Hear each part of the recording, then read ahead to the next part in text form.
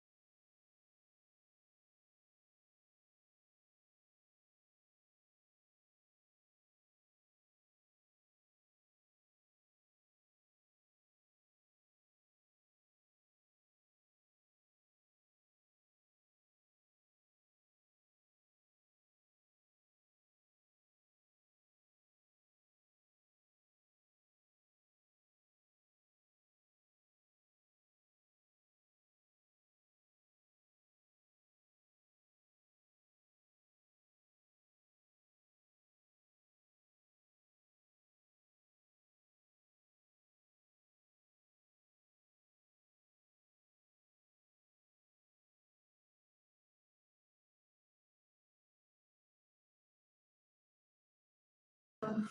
And then you have like the, when you open it up for discussion and debate, you just have somebody who's like been around for a while and just like has their soapbox and just rambles about their own. I've been in too many of those kinds of meetings. So, thanks for sharing some of the ways that meetings went wrong. So welcome back. I hope that your week is going okay. I'm running on caffeine. I not get much sleep. I have to do a bunch of travel with my car stuff. So it'll be a little interesting. I apologize for not having the extra credit up yet. I'm going to post that today and also give you some extended time to complete that by the 19th. So the extra credit, what I'll be posting is sort of asking you to use an outside article or reading that connects to small group communication, sort of explain and discuss its relationship to the class. So I'll be posting that later. And if you've taken the class with me before, extra credit, it adds 20 points or 2% on your final grade if you do it. It's great if you're on the bubble of the grade that you want, or really good if you are already in a good place, you just want an add buffer for your grade. You can only submit one, you can't like submit multiple ones for multiple extra credit, but I do like having that available to help people out who are hoping to get a good grade. So I just wanted to put that on your radar. The next thing that I wanted to talk about just was the group observation presentation schedule. We've got that set up, and again, I did my best to honor your preferences and availability issues for next week. Everybody should be at a time that they should be available for. However, if you're looking through it and you know that you're not available to meet and do your presentation on that day, you know as soon as possible so it can help to reschedule you. These are for next Monday, next Wednesday, and next Friday. The presentations are only going to be 5 to 6 minutes long, and it's not in front of a huge class or group. I know that people are not always excited about presentations and have things like anxiousness or stage fright. I've been there. Just think about it as a way to have a nice conversation with us about what's working, right? So Angelin was just talking to me about the faculty senate meeting and all of that fun stuff. So kind of similarly, it's like a conversational opportunity for you to share some of the findings and the things that stood out to you. So just wanted to remind you about the presentation schedule and what to expect there. Remember, if you're not presenting on a day, please still make it if you can, so that you can hear from other folks in the class and the meetings that they went to. Just to give you a calendar of remaining classes. Today, we are picking up on the other stuff regarding conflict and conflict-related issues in groups.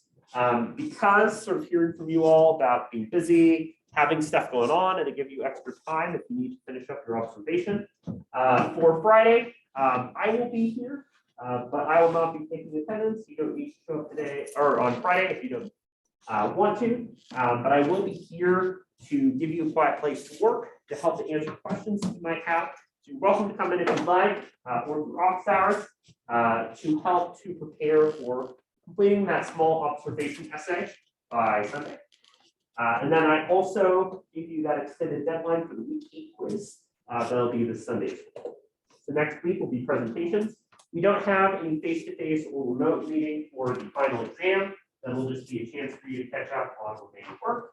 And then the 19th is that hard deadline for turning in work that you might still need to turn. One thing that I recommend that you do, if you haven't done so already, is to take a look at the attendance. And if you have 3 or fewer unexcused absences, what I did is I just leave that blank. But if you have more than 3, then I start marking the zeros for those days. So I recommend turning in the makeup assignment just so that you can turn those zeros into 8s. And that can help you just to catch up if you've missed some of those classes. So for the presentation, again, 6 minutes is the hard limit. I will sort of cut you off or ask you to finish what you're saying when you hit the 6-minute mark. I am asking folks to present face-to-face, but to let me know as soon as possible if that's not something that they can do. Visual aids like slides are things that I am asking you to include for your presentation. Best thing you can do is just to email them to me in advance so that I can get them all set up for you and hopefully make that process go as smoothly as possible. And remember that if you have like an emergency, you're in a quarantine, or there's an excuse reason you need to reschedule, that's okay. Otherwise, you should expect to not be able to make it up otherwise. So last class, we talked about some of those details there, conflict in groups, and sort of the purpose and goals of conflict in small group communication. Again, if you've taken a class like conflict management, you might be familiar with some of these ideas, but you inevitably run into challenges when you're in groups, right? This idea here, that conflict is not necessarily bad. Conflict can be a force for good, right? Conflict is a way that we're able to hash out disagreements and work together to develop solutions to problems. Oftentimes, right, we falsely believe that a lack of conflict means that we're in a good group setting or a good group relationship. But in reality, it can mean that people who have opposing views don't feel comfortable sharing them, right? So groupthink is an issue when we see a lack of conflict in groups because people are self-censoring and not really sharing their perspective. We also talked about some of these fundamental ideas of conflict, right? Conflict is kind of like whack-a-mole. You try to get rid of conflict or push conflict down, and it just pops up later, right? So conflict is not necessarily a bad thing, but it's oftentimes about sort of seeing this incongruence. Everybody wants to hire candidate A for a job, and you say, no, I want to hire candidate B. We also talked about these leadership strategies, and I asked you to take some time to think about how somebody could incorporate these strategies of leadership. Leader as motivator is great at getting us seeing a problem as something to overcome, right? But problems are not easy things to overcome. Problems are continuous. Oftentimes, if we're like part of a high school team, we have a student who is on the team, but is like doing outbursts, is getting into fights and arguments, right? You can deal with it in the moment, but he might be doing the same behavior again later. So conflict reoccurs, and treating it as a single entity when it's continuous might be a problem. Leader is delegator, right? Transfers responsibilities over. So we could see it as kicking the can down the road or averting responsibility on the bad side. But on the good side, a delegator is somebody who is responsible about their own limits, right? Maybe this misbehaving student on the team gets referred to a therapist or counselor who can more professionally help that student with their needs. You're doing a service to that student by moving them to a professional. A leader is structuralist, uses the organization and behavior of the group, right? So if somebody is not doing Robert's Rules of Order or not following the procedure, like they are debating or arguing when you're not supposed to do that, or bringing in an agenda item that does not fit in with the group meeting, you can use the parliamentarian style structure and ask people to stay on task and focus as a way of dealing with conflict. And then a promoter of constructive deviation, right, is kind of an instigator, somebody that tries to get opposing views. If you're running a team or group or working on a project, you might say, hey, what about we do something entirely different? Or what do you think? Or inviting people to speak who haven't spoken yet, or might have more controversial views on the topic. So leaders can take on a lot of different approaches like this. So for today, I want to continue to look at conflict, including some of the kind of interpersonal elements and the strategies that we can incorporate in order to deal with conflict more constructively. So there's a few things to look at here. So for those of you that have taken a class with me like conflict management, you might be familiar. Here on the right is Dr. Stella King-Toomey. Dr. King-Toomey is somebody that's really focused on understanding the dynamics of culture and taking non-Western approaches to understanding our own practices of interpersonal communication. Dr. King-Toomey is famous for what is known as face negotiation theory, which is a theory of human behavior that deals with this idea of reputation. So if you have ever heard the expression saving face, right? That deals with the idea that you are engaging behavior that is meant to manage your reputation your persona, the way that you present yourself to other people. And especially in collectivist and non-Western cultures, right, this idea of face, of your public reputation and its impact on society is really important. You want to be seen as a positive, contributing member of society, reflects on you, your family, your entire culture, right, in a way that we might see less in individualistic cultures. One example of this is I finally got around to seeing the movie Parasite that came out a couple years ago, right? It's a South Korean thriller.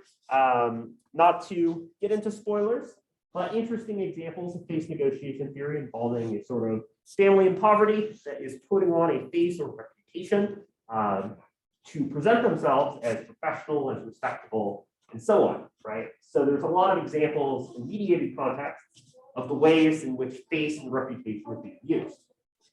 This matters for us when we think about small group communication and we think about conflict, because at a basic level, people do not want to have bad reputations, right? They don't want to feel like when they're involved in a conflict or when people disagree with them, that they're personally attacked, that they are somehow unable to be respected or cared about, right? If you're expressing an opinion and people say, oh, your ideas are always terrible, you're the worst, why are you here? Right? You're not going to want to participate again. So one of the challenges then is when we're dealing with conflict in groups to allow each other to hash out and resolve conflict without necessarily attacking that person's reputation. It's like a turtle in a shell, right? They're not going to want to crawl back out and share again in the future. So a really big component of this, right, of a face-saving strategy, dealing with conflict or disagreement in groups that maintains respect and civility in groups is separating out the messenger from the message, right? So if you've taken a class like argumentative writing or a class related to rhetoric, you will probably look at logical fallacies. I'm a big fan of those. Those are arguments gone wrong, right? If you scroll down to the comments section of the internet, you'll definitely see a lot of logical fallacies at play. One of the most famous logical fallacies is the ad hominem fallacy, right? And that is where instead of attacking the argument itself and the sort of assumptions of that argument, you attack the person and you attack that person's character. Sort of like saying, hey, I think we should hire candidate B. And then somebody responds by saying, well, I think you look ugly, right?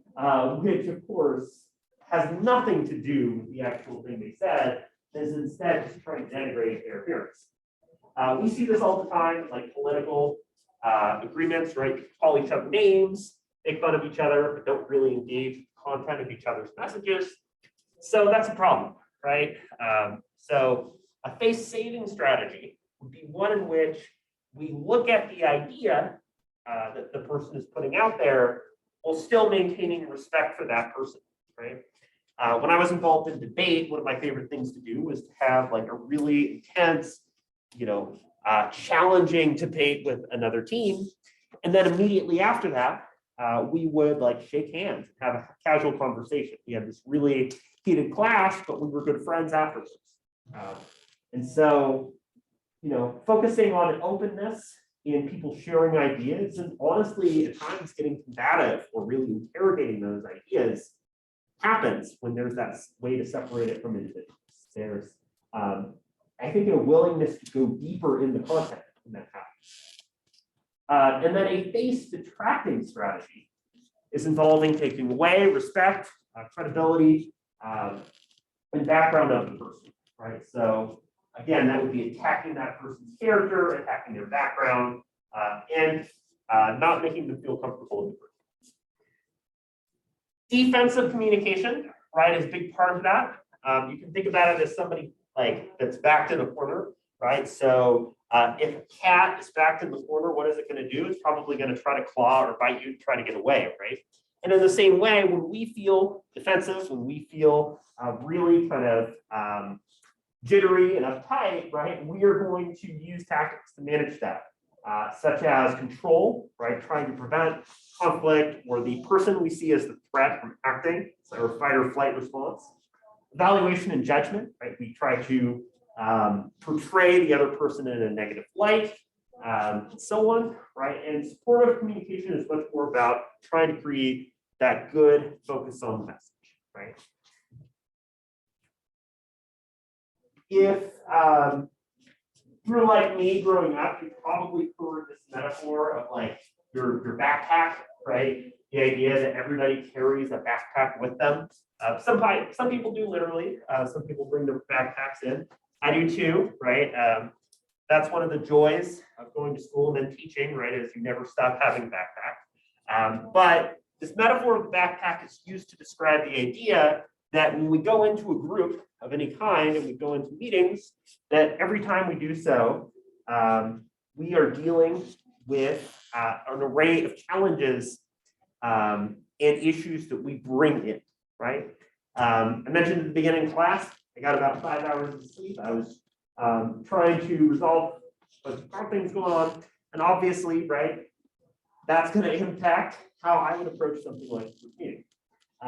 Some people mentioned like faculty senate and other types of meetings, right? There's a lot of baggage that gets brought into those meetings. Maybe frustration, feelings, emotions, and streets from previous meetings that come in the background of each person. When you go into a meeting, right, you might think about a lot of things you have going on. Maybe it's late in the quarter and you have a ton of other responsibilities and challenges going on in your classes. Maybe you've got some challenging things going on. Like your dog ran away, or you are struggling in a couple classes, things like that, right? So while we can say we want to do what we can to be professional and to participate in a group in a good way, we're human beings living in 2022, right? And so given that we're going to be going into meetings with these kinds of challenges and issues, it's important for us to think about how we can constructively participate, knowing that these issues can come up.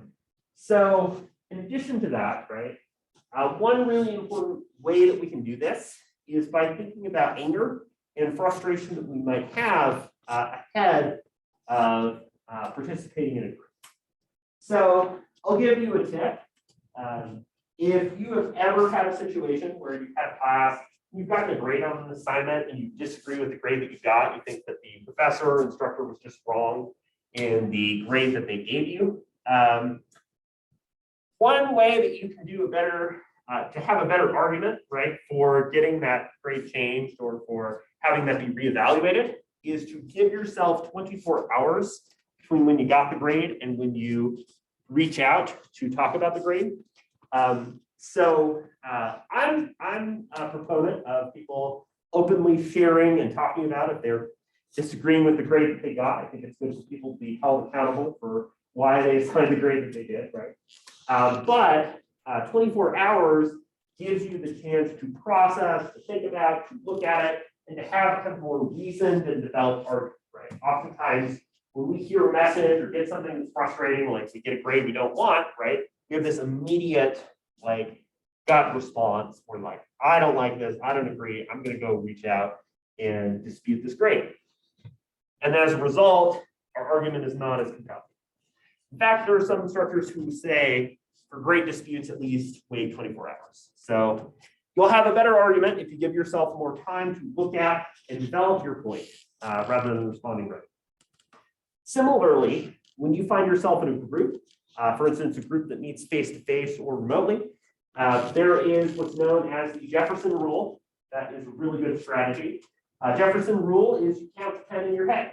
If you hear a message that has the strong emotional response. Somebody says something that you politically or socially disagree with, and you want to retaliate and say something back, count to 10 in your head, and there's a good chance that either you'll decide, you know what, it doesn't make sense for me to respond, or maybe your response ends up being more constructive and developed. So be thinking about how to make your message one that gets at what your goals are, right? Rather than letting the sort of emotion overwhelm the argument. Listen without interrupting if you're getting evaluation, right? So one way to think about this is that, for instance, if somebody is giving you feedback, you're part of an extracurricular, you are doing like a sport or activity, right? And you're getting feedback on that. You want to hear out what they have to say and make sure you're fully understanding their message. So when somebody's offering feedback, they'll at times feel frustrated if they're being cut off. And on your end, right, it's useful for you to continue to engage with and understand the message. The speaker's intent is a difficult thing, right? Because in communication, one of our biggest hangups is that we cannot fully determine what intentionality is, right? In fact, a lot of times we try to figure out what the heck is going on with why somebody is saying something, but we look for signs of intention. For instance, say somebody plays devil's advocate in a group, and they start suddenly saying, what about hiring person B? What about doing this? What about doing this? Sometimes, right, they're doing so to help the group to be constructive, to open up opposing perspectives and help develop the overall group strategy as a way of avoiding groupthink. Other times, people like to instigate drama, be obnoxious, cause problems. And so figuring out, based on their history, their behavior in the past, their role in the group, and their participation, what their intent is, I think is an important way to make small group communication go a little bit better. So COM 330, we talked a little bit about listening. And one of the biggest ways that we show and display listening is through verbal and nonverbal communications, right? So non-verbally, we'll do a lot of things such as eye contact, such as nodding, such as, how we use devices or choose not to use devices if we're talking, whether or not we take notes if it makes sense. But doing things like that are ways to show that we listen and we're engaged and we're following along the message. Verbally, paraphrasing is a really helpful way to show that we're listening too, right? So paraphrasing would be saying what that person has told you back at them. And this is really, really good in a conflict situation, right? Because when we're in conflict, oftentimes we misunderstand and mishear what the other person is talking about. In fact, one really good strategy that's worked in a lot of conflict management situations is that if you find yourself disagreeing and arguing with people, and it feels like you two are not on the same page, ask the other person to paraphrase or state your position on the topic. There's a good chance that they have misinterpreted or misunderstood part of the point. So paraphrasing ensures that you and the other person understand each other and can avoid the sort of cascading, snowballing miscommunication. So conflict and feedback, right? So there's a few important ways that we can think about how to move forward.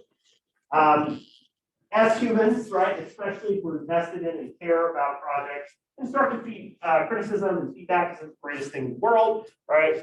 I've been there, and I know that it can be hard when you've worked and put a lot of effort into something, and then it kind of has a bunch of red ink on it, right? So if you find yourself kind of stepping out of line, saying or doing something you shouldn't in the group, right, and need to be in a position of putting forth an apology, I think it's a good approach to do. I don't think we talk enough about how to do a proper apology in general, right? The first step is I'm sorry, obviously, and a lot of people get that one wrong. There's a lot of examples, for instance, people saying, I'm sorry that you feel that way, or I'm sorry if the message was interpreted in a way that hurt your feelings, right? And all of those tactics are meant to create degrees of separation of somebody's personal responsibility for their action. Saying I'm sorry, right, and taking ownership and responsibility. If you kind of spoke out of line or created conflict in the group that was unneeded and wasn't useful, that's the first step. Explaining what was said or done wrong. I raised my voice and I yelled at a person and cut them off while they were speaking. And I recognized that that was inappropriate and disrespectful, right? Identify what it is that you did. And then the third step, I think the most important one, is explaining what specifically somebody is going to do to prevent it from happening again. Apology doesn't do a whole lot if somebody is apologizing for doing the same error over and over. I'm going to address this by taking a bit of a breath, preventing myself from raising my voice, and allowing people the opportunity to finish speaking before I respond. So that can be really important, using apologies and professionalism, focusing again on points rather than people. Taking notes, right? So taking notes on what people do and how people behave in groups is a really important idea. For instance, understanding that when somebody has their brows furrowed or they seem like they're angry, that they're not necessarily mad at you, but maybe they're thinking about another issue that's going on in their life, and they're kind of drifting off and thinking about that problem. When I was younger, right, I had a neutral expression that people sometimes read as being like angry or frustrated. And I was like, no, I'm fine, right? Like that's just my like resting face. So that can be an issue, right? Of people misinterpreting your emotional response. Distinguish what you can and can't control, right? Chaos happens. Life happens while you're making plans, and part of working together as a group is about figuring out strategies for dealing with sudden and strange conflict. So managing conflict works well when you have a plan, right? When things get out of hand, what are you going to do to address and prevent words from being said that shouldn't be, or prevent things from really escalating in a negative way? A really good way to do this is if you find yourself in a group, managing a group or working in a group where people get into a really heated disagreement with each other and it feels like tensions are running high, is to ask the group to put a pin on it, right? To say, this is really escalated, I think we need to move on. And then in the next group meeting, to invite people to come back and revisit the topic once they had some time to cool off, right? So sometimes part of managing and working with the group effectively is knowing when to pull the plug and move on. And then also to reaffirm the goals, right? Why are we here? What are we trying to do at the end of the day, right? Otherwise, you get like 2-3 hour meetings that just get into arguments and get off topic, right? Remind people what they're here. Remember, conflict can be detrimental and beneficial. Beneficial conflict is about exploring options, figuring out what to do, getting people on the same page. Detrimental conflict would be something like getting really nitpicky, like you're disagreeing with people about really like, no, it was 25%, not 20%, like really weird, nitty gritty stuff like that that doesn't have any bearing. The question to ask yourself is, if I'm stirring the pot or adding conflict, how does this help the group achieve? And then lastly, remember that people that disagree, people that play devil's advocate, can be supportive, and that you shouldn't necessarily respond immediately with anger or frustration for that person. So to give you an example, right, if you play a board game, if you play like D&D or something similar, right, you and other people in that group have kind of agreed to a framework, agreed to rules, agreed to work together, and have kind of developed a framework for how that group participates with those things in mind. When I played board games as a kid with my sister, like we play like Sorry and the Game of Life, I would like sneakily find ways to cheat at the game and like move further spaces than I should and do all that stuff, right? And so my sister banned me from playing board games with her. And I swear now, as an adult, I play by the rules, but you still won't play with me, it's fine. Right, when you're playing a board game, you're not gonna suddenly like, flip the board over, mess up all the pieces, ruin the game, right? You're going to play by the rules, and if you don't, then obviously that has some pretty serious social consequences. So when we think about conflict in group interactions, I think it's good to think about it kind of like that, right? That we are playing the board game, we're agreeing to the rules, and we're sort of acting in conflict related to the rules, right? One way to do this is the idea of testing the waters, right? So for instance, maybe you're part of the philosophy club, and you'd like to bring a guest speaker to campus, and you say, hey, there's this really cool guest speaker that does analytics science, philosophy. They would be awesome. I would love to have them on campus. Let's do it. And you come in really strong, and you have other people in the philosophy club that say, well, I don't know, maybe we'll have somebody else, or maybe we have a panel of people or something like that, right? One challenge is if you come in super adamant and grandstanding on one solution to the problem, then it hurts your ability to be open to other ideas, makes other people feel like they can't comfortably share it.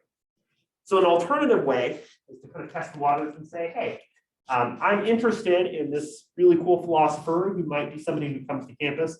What do you think? How can we explore this? So that can open the door for a discussion.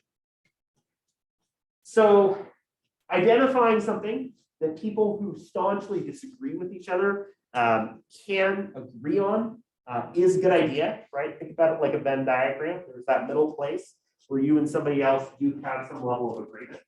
I don't know how many folks watched the State of the Union last night, right? But that was an example of making those kind of rhetorical moves. A lot of presidents across parties have done this strategy, right? Where you'll see them make comments and say things, and you'll get like certain people in the aisle who will like clap and respond positively, other people who will boo or disagree, right? But then there are some kind of rare moments where something is said and you get like everybody clapping or showing a response or being positive, right? That's an example of trying to make those rhetorical moves. And sometimes identifying starting points helps you to develop a framework for reaching areas where you disagree. Okay, we understand each other. We're on the same page here. That helps us to better understand why we disagree or where we're coming from on other things. You get a good working relationship and momentum comes. Active listening, we talked about, listen to, understand the message. Steer conversations that have moved off topic. So, if you're starting to talk about something else, if things are getting really kind of meandering, then really redirect the conversation. It saves everybody's time. Framing discussions is problem to solve, something a leader as motivator can do, right? So really focus on creating a good message. Treating people as on like a common quest, right? Like D&D, like a board game, like something similar, that we're all kind of working together toward a solution instead of a big scary dragon, right? There's conflict or issue that comes up in the group. And I think one thing that we oftentimes get wrong when we're getting into arguments and disagreements is that we want to win, right? And there's a distinction between being right versus getting it right. Being right being the idea that we're really interested in just proving other people wrong. Haha, I'm correct. You said it was 20%, it's 25%, right? And getting into like nitty gritty of being correct on little things. And in so doing, missing the forest through the trees and focusing more on winning the argument rather than reaching the group goals, right? Whereas there are times where making a strategic concession is a good idea, or realizing that you're arguing about something that isn't worth it or doesn't really matter to the overall conversation. So it's good to strategically concede, to refocus, to think about issues in a different light, or to develop something like a compromise or an understanding together. If everybody comes in with, I am unwilling to change my view or evolve my perspective, my goal is to persuade you, right? Then if everybody says that, nobody's going to get anywhere. And then lastly, the idea that it's okay to agree to disagree, right? The idea that sometimes you will reach an intractable conflict. Conflict is about limited resources, difference of opinion and perspective, right? That you might reach that impasse and find other ways that people in a group could work together. That's also where using things like a vote, right, or other forms of group decision making might be necessary if you can't reach a consensus. So lastly, I want to talk about this and a little bit about a method that can help in managing conflict. Some of the interpersonal, right, or one-on-one things that we can look at as it relates to dealing with conflict in a group. So proxemics is something we talk a lot about in interpersonal. It's the idea that the physical distance between you and somebody else is a really core way that we communicate. Obviously, when we talked about COVID over the last couple of years, the term social distancing has been used a lot. Social distancing referring to this kind of social space right around here as the appropriate level of distance between you and somebody else, which is really fundamentally shaped the way that we talk to people, right?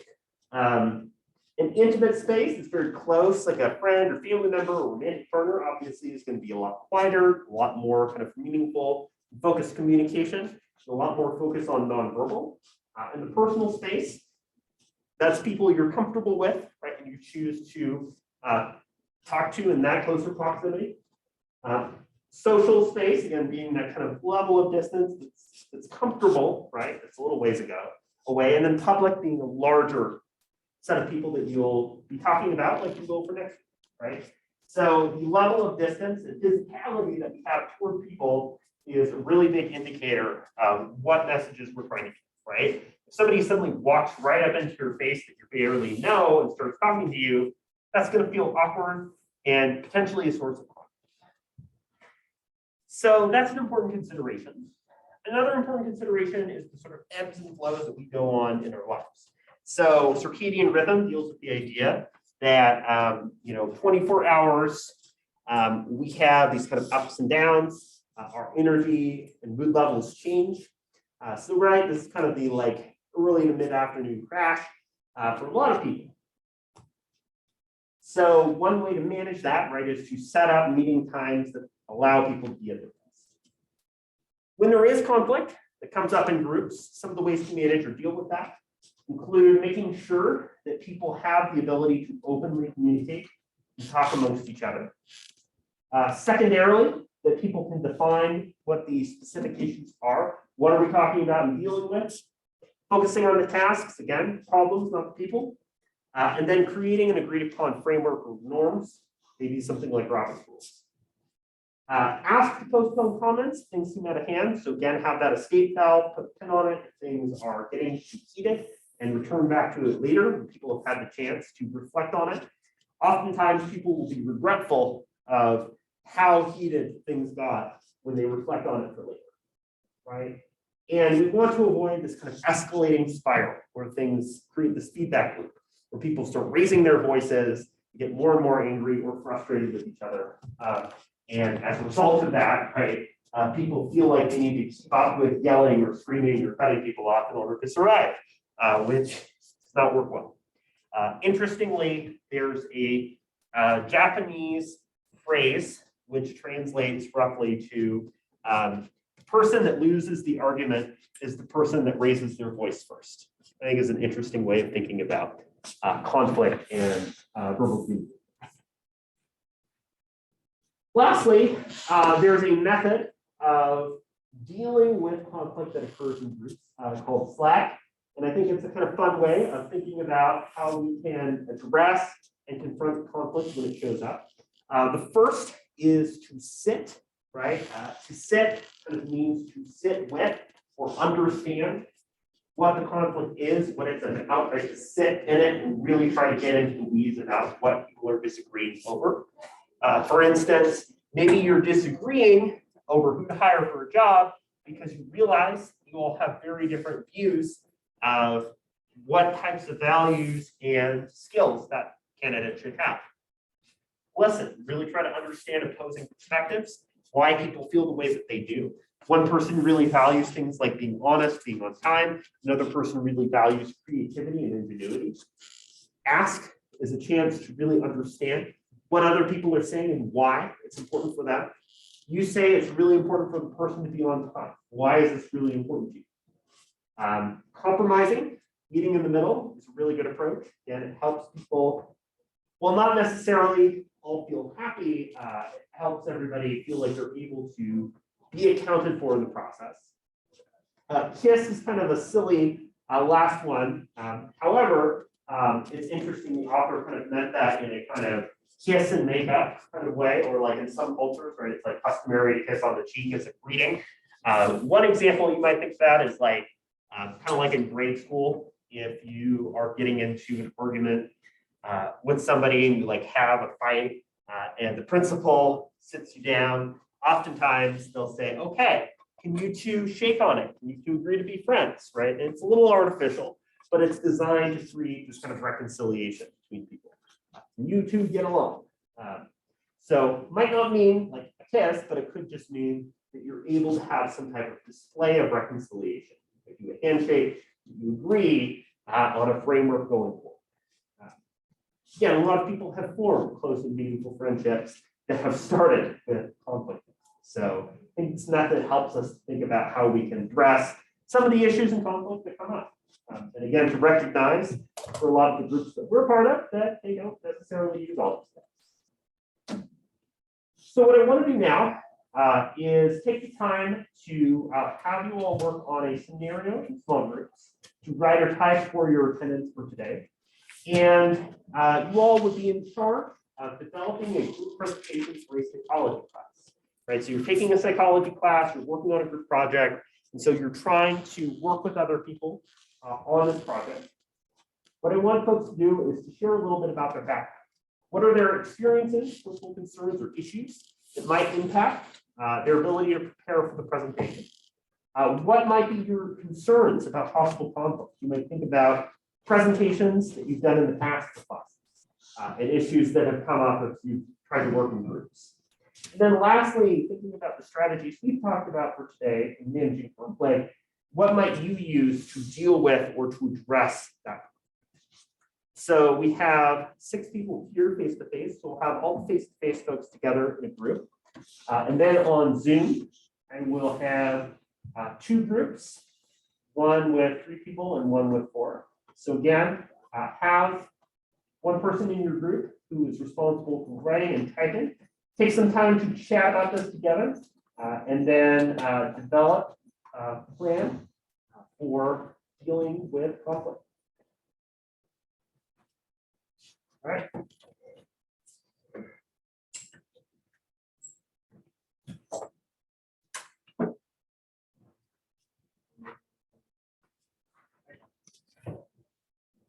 I will be right back.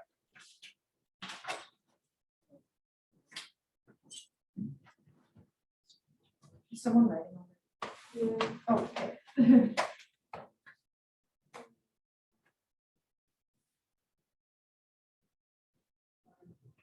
So we have to share their backpack.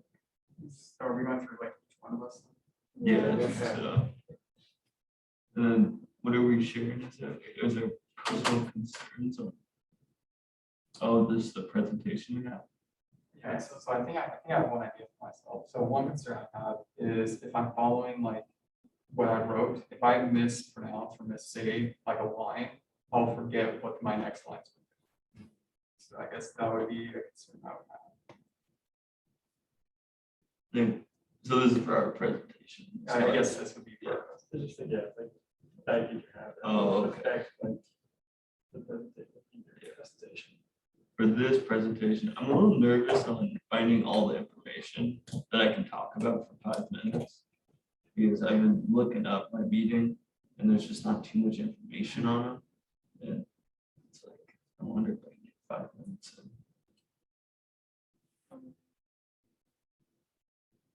I guess.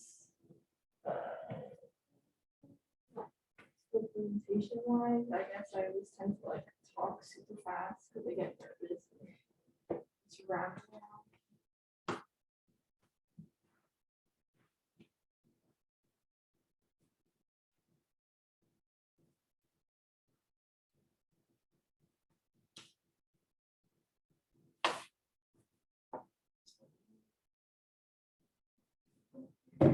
I would say getting it done on time, I kind of, since it's like next week. For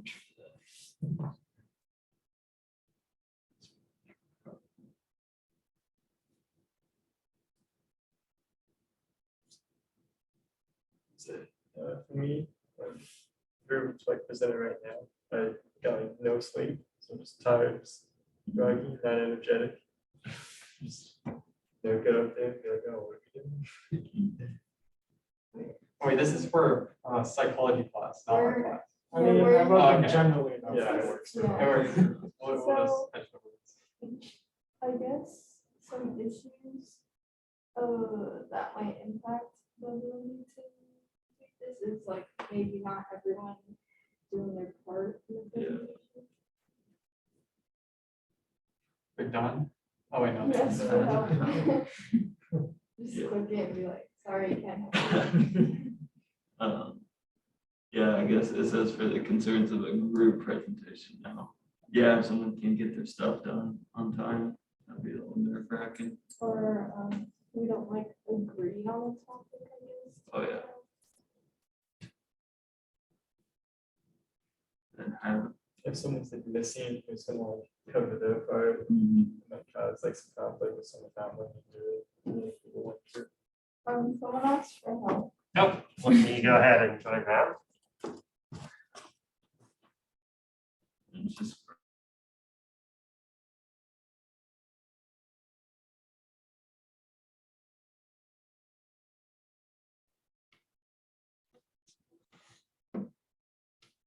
You think we can see the prompt? Oh, sorry about that. Let me go ahead and share that.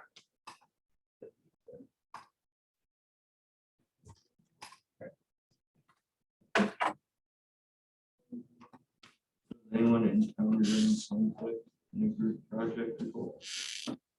Outline not being super set up, and I guess just people not doing their job.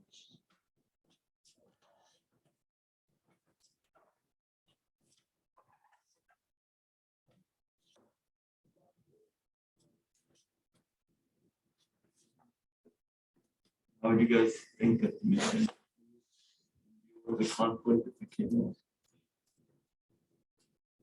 Help one another, like maybe take over if they kind of forget what they're talking about, if you know well enough, you can just keep going.